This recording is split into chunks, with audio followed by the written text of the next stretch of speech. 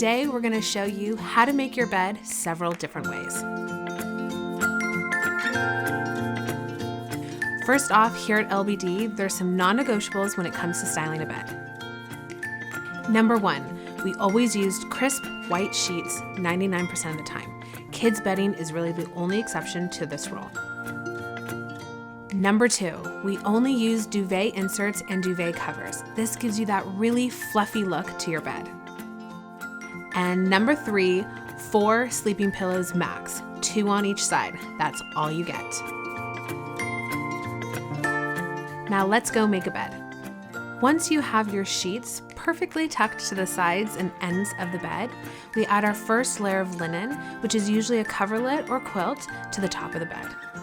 This is nice to have, especially on a guest bed, just in case they get extra cold at night. You can even fold the top of the flat sheet over the coverlet for an extra neat look. Then we are ready for our duvet covers, and you can use them in a couple of different ways.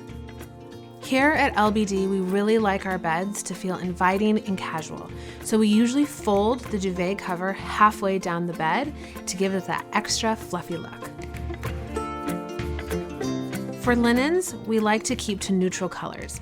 White, creams, linen colors, and any shade of gray are our go-tos.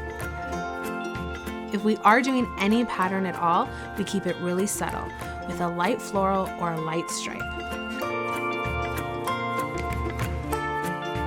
Then we add our sleeping pillows, and we either stack them on top of each other or stack them right behind each other. When adding your throw pillows, don't be afraid to mix different sizes and patterns.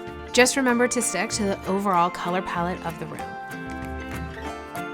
I personally like to use 2 larger pillows in the back and a long lumbar up at front. The sizes I like to use are either 24, 22s, or 20-inch pillows. Lastly, we use throw blankets to add in an extra layer of texture and more color to the space. Simply throw it on 1,000 times to get that easy, effortless look. I hope you enjoyed our tips on how to make a bed. Now hurry up and go make yours.